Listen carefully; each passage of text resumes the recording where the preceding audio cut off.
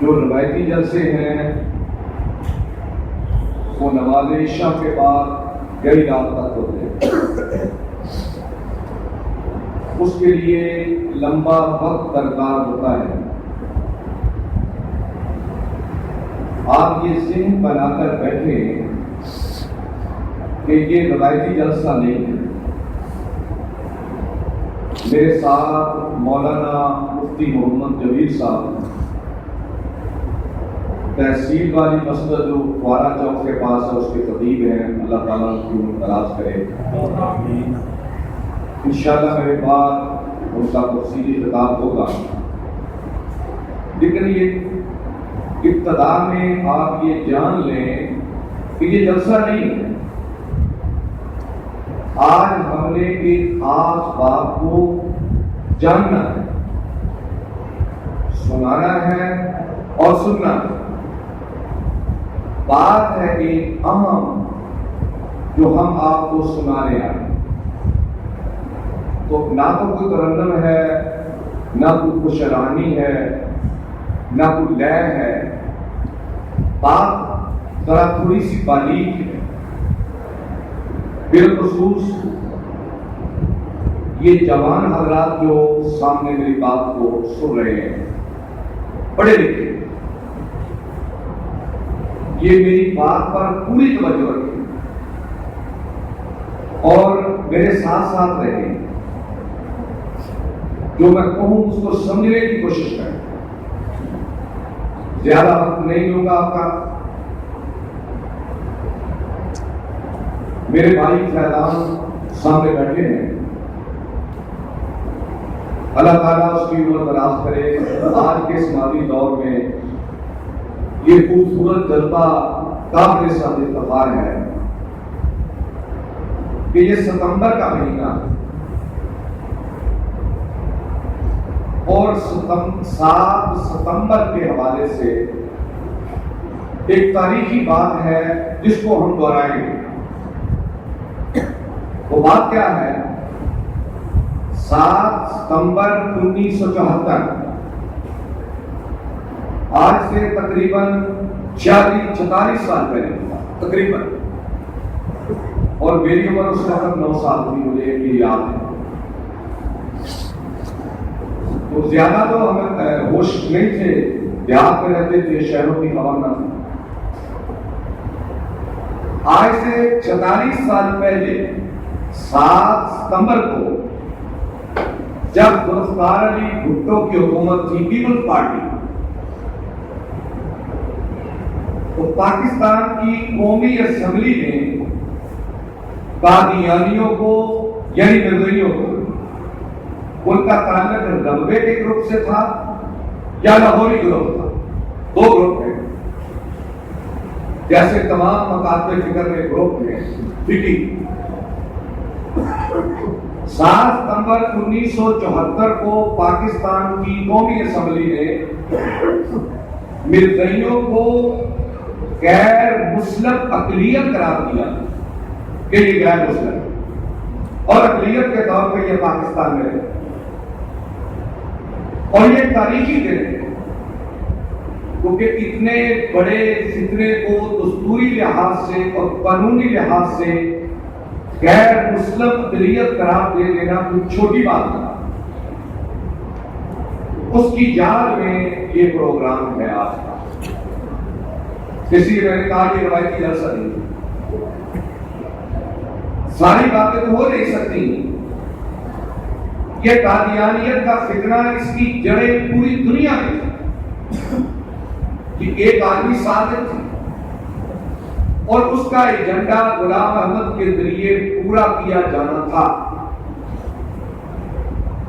اور پاکستان میں یہ اپنی جڑیں مضبوط کر رہا تھا اور ان کی ڈکائی اور طاقت اور غنڈہ گردی کا حال یہ ہو گیا کہ 30 مئی 1974 کو یعنی اس دن سے تقریباً 3 ماہ پہلے, آج سے 46 سال پہلے, ایک میڈیکل کالج کے 200 طالب علم ٹرین پہ سفر کر رہے تھے اور رنوے سے گزر رہے تھے. جن حضرات نے ڈبہ دیکھا ہے چلیوٹ سے آگے گزر کر ٹرین جاتی ہے، اس وقت ٹرین کا سفر زیادہ تھا، تو ڈبے میں جب وہ ٹرین کھڑی ہوئی تو میڈیکل اسٹوڈنٹوں پر 5000 مردئیوں نے حملہ کیا اور ان میں 20 زخمی اور معذور کر دیے، جس کے نتیجے میں پورے پاکستان کے اہل سنت مسلمان بشمول اہل تشیع کے اکٹھے ہو کر ایک تحریک چلی مردئیوں کے خلاف، جس میں 20 مردئی مارے گئے اور سینکڑوں نہیں ہزاروں مسلمان جیلوں میں چلے گئے، علماء بھی عوام الناس بھی۔ بات آگے بڑھتی گئی، آگے بڑھتی گئی، آگے پورے ملک میں میرے بزرگ بیٹھے ہیں جنہوں نے یہ خون ریزی اور تحریک شہروں میں بالخصوص اور دیہاتوں میں بھی لوگوں یہ چلتی ہوئی دیکھی۔ حالات اتنے دگرگوں اور پریشان کن ہو گئے کہ ریاست کو اس میں دخل اندازی کرنا پڑا۔ آخرکار یہ طے ہوا کہ پاکستان کی پارلیمنٹ، قومی اسمبلی، اس میں مردئیوں کو بھی بلایا جائے اور مسلمانوں کو بھی بلایا جائے اور ایک بڑا جلسہ ہو، جلسے کی صورت میں پوری قومی اسمبلی سنے، مسلمان اپنے دلائل دیں اور مردئی اپنا مسلمان ہونے کے دلائل دیں۔ اہل سنت دلائل دیں گے کہ یہ کافر ہے اور مرزائی کے دلائل دیں گے کہ ہم مسلمان، اور یہ تقریباً 1 ماہ تک پاکستان کی قومی اسمبلی کا اجلاس ہوتا رہا اور مرزائیوں کی طرف سے وقت کا خلیفہ اور اس کے ساتھی مربی آئے۔ جب اسمبلی میں آئے تو ان کی سفید پگڑیاں، سفید لباس اور سفید بڑی بڑی داڑیاں، ہاتھوں میں لاٹھیاں اور بڑے بڑے محراب، کتابوں کے ڈھیر اور انبار۔ ذوالفقار علی بھٹو وزیر اعظم اس اجلاس میں موجود تھا اور پورا کورم تھا، پوری قومی اسمبلی کے ممبر پابند کیے گئے کہ کوئی غیر حاضر نہیں ہو۔ تو مرزائیوں کے مربیوں نے، علماء نے، خلیفہ نے قرآن مجید کی آیتیں پڑھنے، احادیث کی عبادتیں پڑھنے، جو باتیں جیسے مسلمان کرتے ہیں ویسے کرنے لگے، تو انہوں نے ایک تاثر چھوڑ دیا اسمبلی کے سامنے، حتیٰ کہ ایک قومی اسمبلی کا مسلمان متاثر ہو۔ جیسے آج بھی جب مردئی اپنی سن لگاتا ہے نا تو نوجوان پڑھے لکھے ان کو لگاتا، کیونکہ جو گمراہ فرقے ہوتے ہیں وہ علم کلام سے بحث کرتے ہیں، جو ہدایت پر لوگ ہوتے ہیں انہیں علم کلام کی ضرورت نہیں ہوتی، کیونکہ قرآن و حدیث سیدھا سادہ ہے، اس میں تو کوئی پرپیش چیز ہوتی نہیں۔ تو ایک قومی اسمبلی کا ممبر متاثر ہو گیا، اس نے تقریر میں کھڑے ہو کر کہا کہ بھئی مسلمان کہتے ہیں کہ یہ کافر ہے، انہیں کافر قرار دیا جائے، کلیئر قرار دیا جائے، تو یہ بھی ہمارا قرآن پڑھتے ہیں، ہمارے نبی کی حدیث پڑھتے ہیں، ان کی پگڑیاں ہیں، سنت کے مطابق چہرے ہیں، ٹخنوں سے اوپر ان کی تہبند اور شلواریں ہیں، تو ان کو کیسے کافر قرار دیا جائے؟ تو اس وقت مسلمانوں کی نمائندگی مولانا مفتی محمود رحمت اللہ علیہ سب کو رحمت اللہ علیہ، انہوں نے نمائندگی فرمائی اور مسلمانوں کی طرف سے اس خلیفہ وقت کا جواب دیا۔ اس کا ایک کلپ بھی سوشل میڈیا پہ چلا، شاید کسی نے دیکھا، ان کے الفاظ پہ غور کرو۔ وہ فرمانے لگے کہ مسلمان ہونے کی شرط داڑھی نہیں ہے،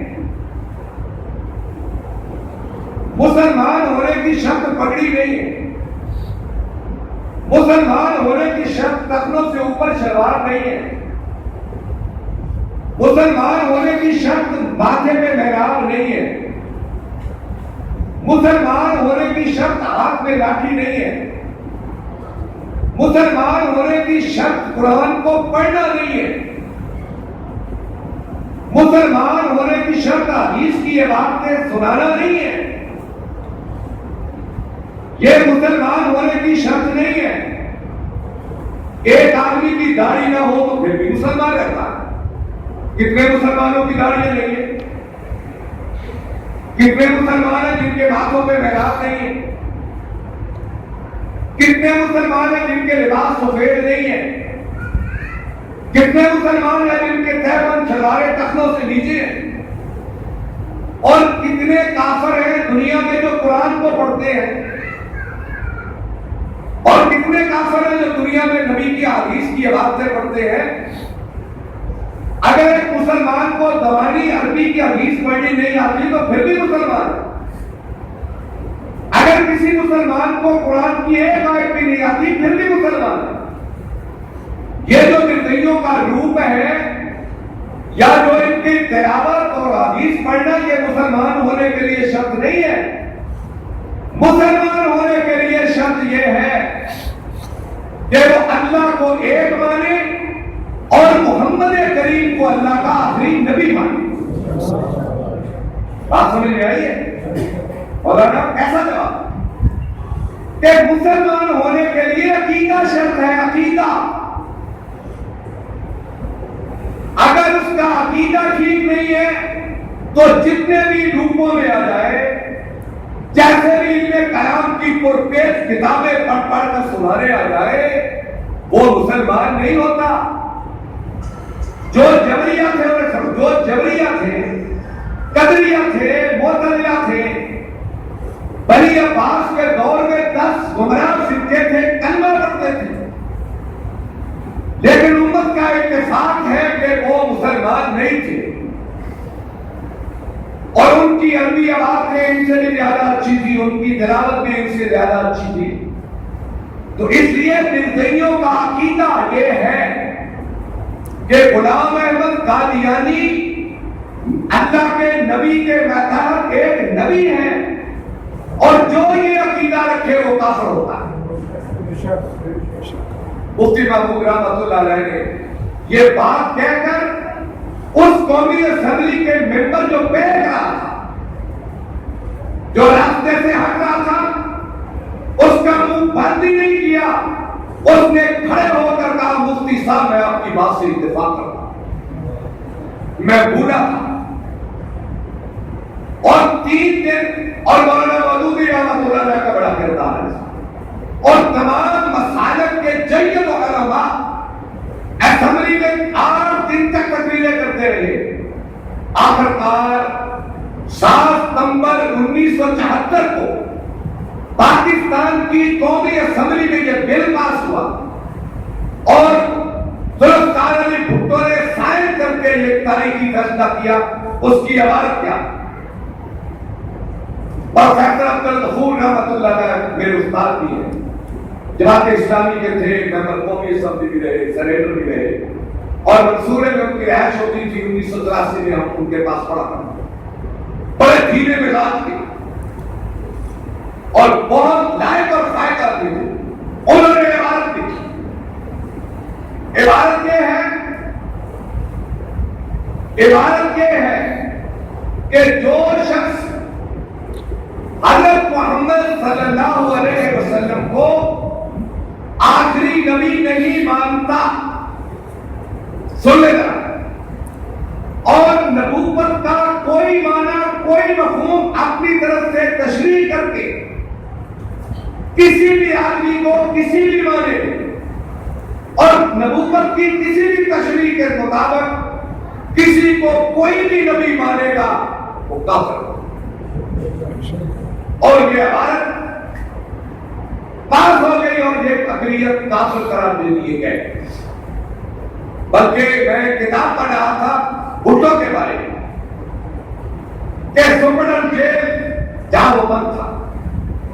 ایک دن بیٹھے ہوئے تھے, سپرنٹینڈنٹ کہنے لگا, ڈاکٹر صاحب آپ کو پتا ہے کہ آپ کو پھانسی کیوں ہو رہی؟ اس نے کہا مجھے پتا ہے. سپرنٹینڈنٹ کہنے لگا آپ کو اس لیے کہ آپ نے قادیانیوں کو کافر قرار دے دیا تھا اور انٹرنیشنل ایجنڈے کے مطابق آپ کو تختہ اعدام پر اس لیے لٹکایا ہے. آج ہم میرے بیچ ہیں, ہم تو کبھی پیپل پارٹی میں نہیں گئے کیونکہ وہ بھائی ہاتھ کی جماعت تھی اور ہم تو دائیں بازو کے ساتھ ہمیشہ رہے. باوجود اس کے اور کیونکہ ہم سمجھتے تھے کہ وہ سوشلزم کی طرف مائل ہے, پیپل پارٹی کے ایجنڈے سے ہم اتفاق نہیں کرتے تھے, لیکن باوجود اس کے ہم اس کو لبرل کہتے ہیں. اس کا جملہ سنیں, اس کے اندر بھی مسلمانی سنیں. کہتا ہے سپرنٹینڈنٹ سے کہ یہ ذوالفقار علی بھٹو اس نے اپنی زندگی میں کوئی اس سے اچھا کام نہیں ہوا, اور ایک ہی میں نے اچھا کام کیا ہے کہ میں مرزائیوں کو کافر قرار دے دیا اور میں سمجھتا ہوں کہ میری بخشش کا سامان ہو چکا. ایسا آدمی جو ہم اسے دینی بدعت کا آدمی نہیں سمجھتے, اس کے اندر بھی بلکہ میں سمجھتا ہوں کہ ختم نبوت مسلمان کی فطرت میں, یہ مسلمان کی فطرت میں ہے جو کرنا پڑے. تو خیر اس حوالے سے یہ دن بنا رہے تو ایک چھوٹی سی بات تعارفی کروں کہ غلام احمد قادیانی یہ کہتا کیا تھا کہ میں کیا ہوں. سب سے پہلے اس نے کہا کہ میں مجدد ہوں. مجدد کہتے ہیں جو دین کی تجدید کرے, بھولی ہوئی باتیں دین کی لوگوں کو بتائے اور دین کے اندر, دینی مسائل کے اندر اتحاد کر کے ضرورت اور پیش آمدہ مسائل لوگوں کو بتائے. اور آپ نے فرمایا تھا کیا صدی کے آخر میں بیچ میں ایک مجدد آئے گا, اور اگر مرزا صاحب مجدد تک رہتے تو شاید ان کا آدھا مزہ کم بن جاتا. جو نہیں بولا کہ جو بھی یہ مجدد کہتا ہے کوئی بات نہیں, کسی نے مان لیا کسی نے نہ مانا, لیکن چونکہ وہ اس بات پہ رہ نہیں سکتے تھے تو پھر تھوڑا سا گزرا کہنے لگے میں امام مہدی, میں امام مہدی, اور تھوڑا سا گزرا تو کہنے لگے میں مسیح موعود ہوں. مسیح موعود سمجھتے ہیں کہ میں وہ عیسیٰ ہوں جس کا وعدہ اللہ کے نبی نے اس امت سے کیا تھا کہ عیسیٰ بن مریم آئیں گے اور وہ میں ہوں. تھوڑا زمانہ گزرا تو کہنے لگے کہ نہیں میں مہدی بھی نہیں, میں مجدد بھی نہیں, میں عیسیٰ بن مریم بھی نہیں, میں نبی ہوں. نبی, میں نبی, باقاعدہ نبی, باقاعدہ نبی, حضرت محمد صلی اللہ علیہ وسلم کی نبوت کے تابع نبی. پہلا دعویٰ اس کو چھوڑ دیں, مجدد ہوں, یہ تو کئی پاگل کرتے ہیں. اس نے کہا میں بھی ہوں, عیسیٰ ہوں, نبی, میں نوجوانوں سے مخاطب ہوں کہ آپ سنیں اہل سنت کے نزدیک مہدی کا تصور کیا, مرزائیوں کا اور اہل تشیع کا مہدی کا تصور اور ہے, اہل سنت میں مہدی کا تصور اور ہے. اہل تشیع کہتے ہیں باہر سے نکلے گا, چھپا ہوا غائب امام, اور قادیانی کہتے ہیں کہ مرزا صاحب یہ امام مہدی بھی ہے جیسے اس نے دعویٰ کیا تھا. تو سنو اہل سنت, دیوبندی, بریلوی, اہل حدیث, میری مراد اہل سنت سے کی کہ امام مہدی کے متعلق آپ نے فرمایا قرب قیامت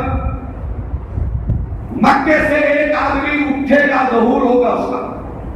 صحیح مسلم کی روایات جمع کر, ایک شخص مکے سے اٹھے گا, 40 سال اس کی عمر ہوگی جب اس کا ظہور ہوگا, اس کا نام میرے نام پر ہوگا. کیا نام؟ محمد۔ اس کے باپ کا نام عبداللہ ہوگا، میرے باپ کے نام کا، ماں کا نام آمنہ ہوگا، اور میری شکل کا ہوگا، میری شکل کا وقت نہیں ہے۔ میں دل چاہتا تھا کہ میں آپ کا حلیہ بیان کروں، اللہ کے نبی کا حلیہ بیان کروں، جو حضرت علی اور حضرت جابر بن سمرہ نے بیان کیا۔ وقت نہیں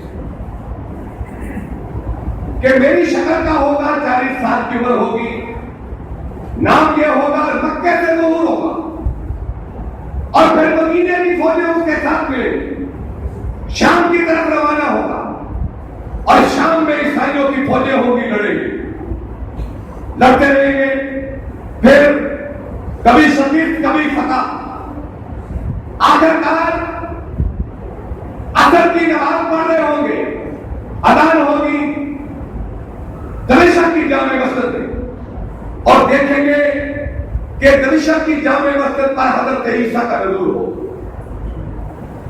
عیسیٰ علیہ السلام اترے اور ان کو وہ وصول کریں گے، اور انہیں کہیں گے اے عیسیٰ بن مریم آپ جماعت کروائیں اصل۔ عیسیٰ علیہ السلام کہیں گے مہدی نہیں، مہدی نہیں، میں مقتدی ہوں گا تم امام ہو، امام مہدی جماعت کروائیں گے، عیسیٰ علیہ السلام پیچھے نماز پڑھیں گے، اور پھر دجال آ جائے، دجال کو پھر عیسیٰ علیہ السلام قتل کرے، قتل کے بعد مسلمانوں کی حکومت کرے، امام مہدی خلیفہ ہوں گے، اور عیسیٰ علیہ السلام ان کے نیچے ہوں گے، اور پھر امام مہدی فوت ہو جائے گا، عیسیٰ علیہ السلام حاکم بنیں گے، اور یہ ہے ابھی صاحب نے فرمایا لَيَنْزِلَنَّ فِيكُمُ ابْنُ مَرْيَمَ حَكَمًا مُقْسِطًا يَقْتُلُ الْخِنْزِيرَ وَيَضَعُ الْجِزْيَةَ۔ حاکم بنیں گے، سرکاری ملازم نہیں ہوں گے، وہ حاکم ہوں گے، حاکم، اور پھر وہ تبھی فوت ہو جائیں گے، اور فوت ہونے کے بعد میرے ساتھ دفن کیے جائیں گے روضہ رسول میں۔ یہ احادیث کے اندر حضرت عیسیٰ اور مہدی کا تصور ہے۔ آپ دیکھیں یہاں کوئی بھی چیز مرزا صاحب سے ملتی ہے، کوئی بھی چیز مرزا صاحب سے ملتی ہے، کوئی بھی حدیث،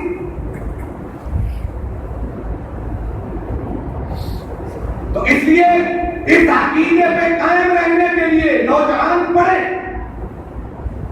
کہ اہل سنت کا مہدی کون ہے۔ اہل سنت کے مہدی نہ باہر سے آئیں گے نہ بڑے صغیر میں پیدا ہوں گے، وہ مکے سے ظہور ہوگا، اور کوئی مسیح عیسیٰ نہیں اترے گا، کوئی، یہ ہے مسیح موعود اور مہدی کا تصور اسلام کے۔ اب آگے نبی، تو میں مختصر بات کرتے ہوئے چلتا ہوں، آپ صلی اللہ علیہ وسلم کے بعد نبوت کی ضرورت ہی نہیں ہے۔ اگر قرآن مجید کی یہ آیت نازل ہوتی وَلَٰكِن رَسُولَ اللَّهِ وَخَاتَمَ النَّبِيِّينَ، یہ آیت نازل ہوتی تو اللہ کے نبی کے بعد نبوت کی ضرورت ہی نہیں۔ آپ دیکھیں پہلے نبی جو ایک دوسرے کے بعد آتے تھے، 3 وجوہات ہوتی، تینوں میں کوئی ایک نبی چاہتا تو وہ اپنی تعلیم ادھوری چھوڑ کے چلا جاتا اور کہتا کہ میرے بعد آنے والا اس کو مکمل کرے گا۔ کوئی نبی کے کہہ کر نہیں گیا جب قرآن پڑھ لو، انجیل پڑھ لو، زبور پڑھ لو، صحائف پڑھ لو، کہ کسی بھی زبان میں کوئی عبارت ہو جو قرآن کے اندر ہے اليوم اکملت لکم دینکم واتممت علیکم نعمتی ورضیت لکم الاسلام دین، نہ قرآن کے اندر ہے نہ انجیل کے اندر۔ یہ صرف اللہ کے نبی کو یہ اعزاز حاصل ہے، اے میرے نبی میں نے تیرا دین مکمل کر دیا اور اسلام کو قیامت تک باقی رکھا۔ نبی تو آتا تھا ادھوری تعلیموں کو مکمل کرنے کے لیے، اور اللہ کے نبی تو ہمارے لیے ایک کامل ضابطہ حیات چھوڑ کر گئے۔ اور دوسری وجہ یہ ہوتی تھی کہ ہر نبی کی تعلیمات اس کے جانے کے بعد یا بدل دی جاتی، اضافہ کر دیا جاتا، یا غائب کر دی جاتی، یا مٹا دی جاتی۔ تورات کے ساتھ یہ حال ہوا، انجیل کے ساتھ یہ حال ہوا، زبور کے ساتھ یہ حال ہوا۔ لیکن اللہ نے اپنے حبیب سے کہا اِنَّا نَحْنُ نَزَّلْنَا الذِّكْرَ وَإِنَّا لَهُ لَحَافِظُونَ، اے میرے حبیب جو تعلیم ہم نے تم پہ اتاری ہے قیامت تک کس کی حفاظت ہے؟ خدا کے ذمہ۔ نبوت کی ضرورت نہیں۔ اور تیسری بات، پہلے جتنے بھی نبی آتے ان کا ایریا مخصوص ہوتا، کوئی شرق اردن کے لیے آتا، کوئی شام کے لیے آتا، کوئی بستی عرب کے لیے آتا، جیسے اسماعیل آئے، شرق اردن کے لیے لوط آئے، فلسطین کے لیے اسحاق آئے، اور انبیاء کی زمین مبارک فلسطین ایک علاقہ مخصوص تھا۔ اور بارہ کو انجیل اٹھا کر دیکھ لو، کسی جگہ پہ اللہ نے موسیٰ سے، سلیمان سے، داؤد سے، مسیح علیہ السلام سے نہیں کہا کیا؟ وَمَا أَرْسَلْنَاكَ إِلَّا كَافَّةً لِلنَّاسِ بَشِيرًا وَنَذِيرًا، اے میرے حبیب تم عرب کے لیے نہیں، تم عجم کے لیے، کالے کے لیے، گورے کے لیے، بڑے کے لیے، چھوٹے کے لیے، پوری انسانیت کے لیے میں نے تجھے نبی بنا کر بھیجا۔ اب تو نبوت کی گنجائش نہیں، اب تو نبوت کی گنجائش نہیں۔ کیا وہی لوگ گے اور کتنا تعداد ہے؟ مرتا سر موصوف کی بات میں مجدد بھی ہوں، نبی بھی ہوں۔ مجدد نبی نہیں ہو سکتا، مجدد نبی نہیں ہو سکتا۔ مجدد تو ہوتا ہے جو تجدید کرتا ہے علم سے، اور نبی وہ ہوتا ہے جو وحی پا کر لوگوں کی فلاح کرتا ہے۔ اس لیے میرے بھائیوں، کسی بھی حال میں کوئی لٹریچر آپ کو متاثر نہ کرے، کوئی تبلیغ اور دعوت آپ کو متاثر نہ کرے کہ آپ غور کریں۔ میں تو کبھی کبھی کہتا ہوں کہ حیات مسیح پہ مناظرے ہوتے ہیں، پھر یہ کہتے ہیں عیسیٰ علیہ السلام فوت ہو گئے، جن کا وعدہ حضور نے کیا تھا مسیح ابن مریم فوت ہو گئے۔ یہ مسیح ہے۔ میں کہتا ہوں عیسیٰ فوت ہو گئے یا زندہ ہے، عیسیٰ فوت ہو گئے یا زندہ ہے، غلام احمد نبی نہیں ہو سکتا۔ عیسیٰ زندہ ہے یا فوت ہو گئے، غلام احمد کا مسیح ہو سکتا ہے، نبی ہو سکتا ہے۔ یہ رب موضوع حیات مسیح کا۔ تو خیر اللہ سے یہ دعا کرے اللہ اس قیمتی عقیدے پر امت کو قائم رکھے، اور خطبہ نبوت پر قربانیاں دینے والا بھی اللہ ہمیں شمار کرے۔ اور کوئی موقع آئے، ہماری دولت، ہماری تاریخ، ہماری زبان، ہماری صلاحیتیں، ہماری جائیدادیں، ہمارا نام اور کام خطبہ نبوت کے کام آ سکے۔ وآخر دعوانا الحمدللہ۔